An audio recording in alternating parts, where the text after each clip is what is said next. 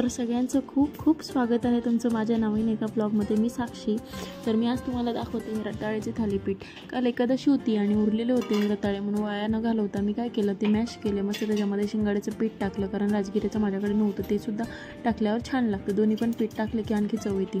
त्याच्यामध्ये छान असं कुटून मिरची आणि कोथिंबीर, परत झालं तर जिरा पावडर आणि मीठ। तुमच्याकडे जर जास्त तिखट खाणेवाला असाल तर त्याच्यामध्ये तुम्ही मिरची ॲड करू शकता जास्त। मी थोडीच केली होती कारण श्रीशालाही मला खाऊ घालायचं होतं। आणि दाण्याचा कूटसुद्धा टाकायचा, आणखी चविष्ट लागते, खूप भारी लागते। तुम्ही एकदा नक्की ट्राय करून बघा। आवडली असेल रेसिपी तर तुम्ही खरंच एकदा म्हणजे ट्राय करून बघा। आणि ना काय होते, असं आगळं वेगळं जर कधीमध्ये खाल्लं आपण तर आपल्याला खूप छान वाटतं। नेहमी रोज चपाती भाजी खायचं कंटाळा येतो आणि भाकरीसारखं असं छान पाण्याचा हात लावून ते तव्यावर थापायचं। माझ्याकडे तूप नव्हतं म्हणून मी मस्त बटरनीच त्याला पसरवून मस्त थापलं भाकरीसारखं आणि खूप छान झाले। तुम्ही पुढे बघत राहा, खूप मस्त झाले होते।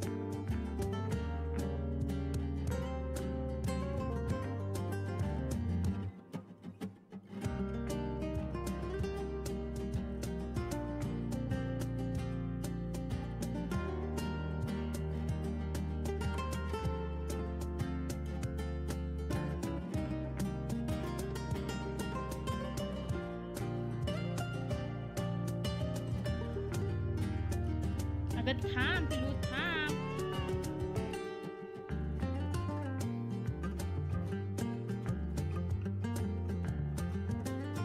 तर आज आहे मंगळवार, सो मला करायची आहे फ्रीजची क्लिनिंग। तसं तर मी गावावरून आल्यावरच केलेली होती, पण मग म्हटलं चला करत राहिलं तर नीट राहतं सगळ्या गोष्टी। सो मला करायचं आहे, कारण मी जेव्हा आले होते का गावावरून, आय थिंक मला वाटतं 23 तारखेला काहीतरी मी आलेले होते, सो तेव्हा केली होती आणि त्याच्यापासून मग आज करते। आणि जेव्हाचं तेव्हा केलं तर जास्त घाण होत नाही असं मला तरी वाटतं। तर आज मला फ्रीज साफ करायची, ते मी तुम्हाला दाखवते कसं काय करते ते। आणि बाजार काही जास्त बोललेलं नाही, कारण हे जाणार आहेत पुण्याला आणि 2 दिवस काही ते नाही आहे गावाला। त्याच्यामुळं म्हटलं चला आपल्याला जसं होईल तसं आपण करूयात। आणि त्याच्यानंतर मग भांडे वगैरे सगळं लावायचं आहे। आणि श्रीषा झोपलेली आहे, ते पण तुम्हाला दाखवते मी। 1 मिनिट, हे बघा ती छान अशी झोपलेली आहे।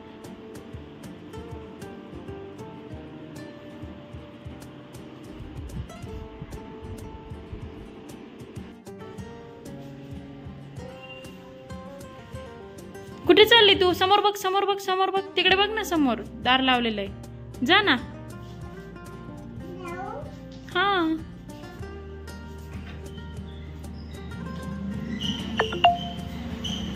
श्रीशा बाय.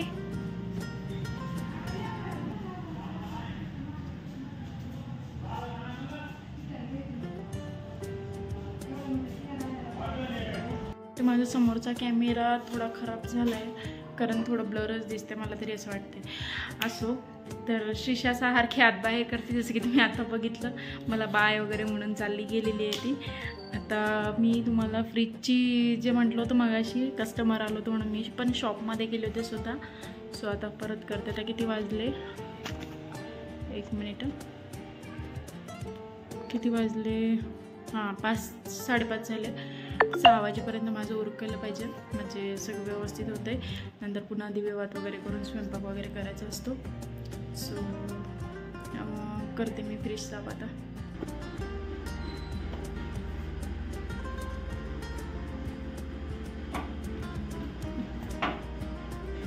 असं पाणीच पकडते काय माहिती काय प्रॉब्लेम आहे पण पाणीच पकडतंय खूप असं सगळं म्हणजे खाली वगैरे सांडलं की मला अजिबात आवडत नाही. आणि या साईजच्या मॅट मला टाकायचे आहे ॲक्च्युली. बघू भेटल्या तर. तुम्हाला आय थिंक बाहेरचं वगैरे आवाज येते का मला माहिती नाही कारण बाजार एकदम मार्केटमध्ये गरज असलं की असंच आवाज येतो. बरेचदा असं होतं की मी बोलते आणि ना आवाजच येत नाही. मग मला परत व्हॉइस ओव्हर करावा लागतो आणि मग परत एडिटिंग नाही होत आहे.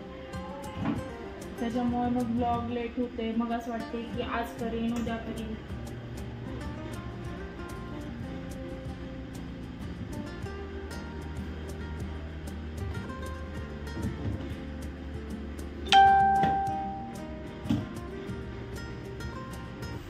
तर मस्तपैकी असा फ्रीज साफ केला मी.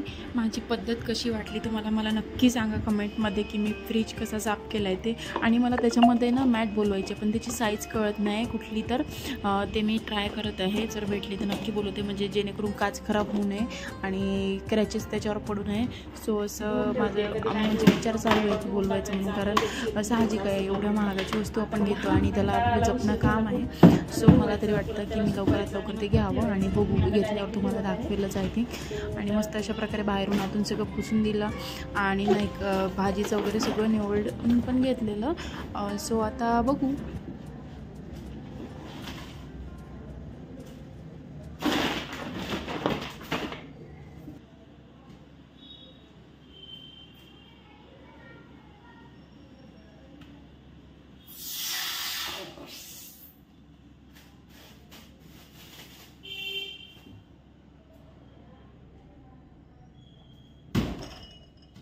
आणि धूप संपले होते म्हणून मी दुकानातून 3 फ्लेवरचे 3 धूप आणले. मला ना धूप म्हणजे असं तुम्हाला काय सांगू श्रीशाच्या वेळेस प्रेग्नन्सीमध्ये इतकी इच्छा होत होती धूप असं घ्यायची की काय सांगू. ते याच्यावर टाकायचं गौरीवर आपण ते राळ टाकतो ना गुगळ तसं टाकायचं आणि त्याचाच वास घेत राहायचो. इतकं भारी वाटायचं का काय सांगू. तसंच मला आता पण आवडतं म्हणून मी रोज सकाळ संध्याकाळ मस्त धूप लावते आणि खूप प्रसन्न वाटतं खरं तर.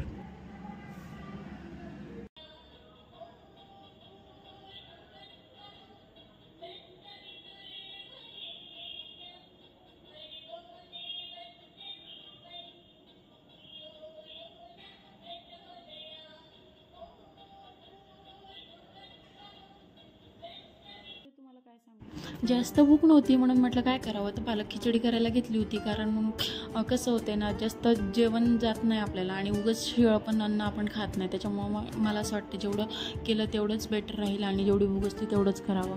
सो म्हणजे वायाही जात नाही आणि खाल्लंही जातं. म्हणून मग मी काय केलं मस्त पालक खिचडी करायचा बेत केला आणि छान त्याच्यामध्ये कांदा लसूण ना एकदम असं म्हणजे 2च काप करायचे एकायचे.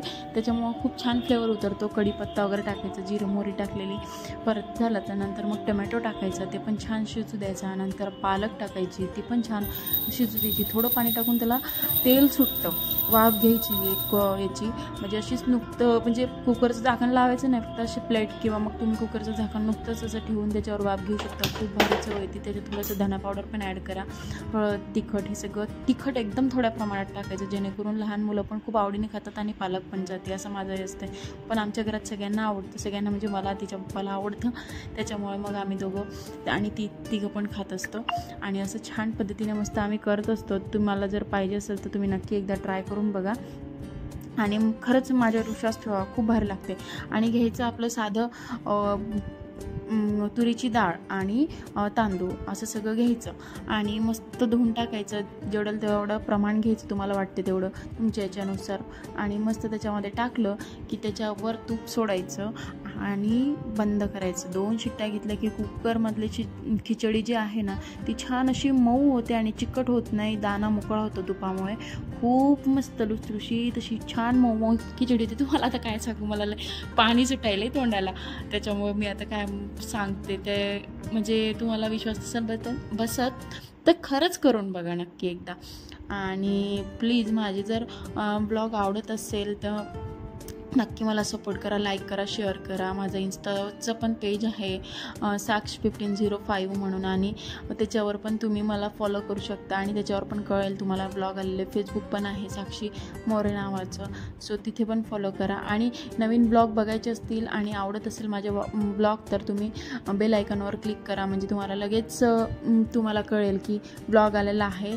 सो प्लीज सपोर्ट करा आणि कमेंट करायला तर अजिबात विसरू नका. तुम्हाला काहीही कमेंट करायची असली माझ्या बाबतीत तर तुम्ही करू शकता. फक्त मला सांगा की काय माझ्या ब्लॉगमध्ये चुकतं आहे, किंवा मग असं कर किंवा तसं कर. आणि श्रीषाची मी तुम्हाला गंमत जम्मत दाखवते जाता, कारण खूप ती अशी नॉटी झालेली आहे आणि भयंकर अशी म्हणजे बोलायला लागली आहे. जे आपण बोलतो का तीच ते बोलायला लागले. मग आम्हाला तर खूप आश्चर्य वाटायला लागलं आहे. सो मी तुम्हाला तिचं दाखवतच असते काही नाही काही. सो प्लीज सबस्क्राईब करून ठेवा आणि प्लीज मला सपोर्ट करा, बस मी एवढंच म्हणेन. आणि अशा प्रकारे माझी खिचडी मस्त झालेली आहे, खूप मस्त झालेली आहे बघा तुम्ही. आणि मऊ मऊ छान छान शिजती आणि त्याच्याबरोबर छान लोणचं, काकडी, पापड असं सगळं घेतलेलं होतं मी. सो भेटूया आपण नेक्स्ट ब्लॉगमध्ये. तोपर्यंत बाय बाय आणि प्लीज सबस्क्राईब.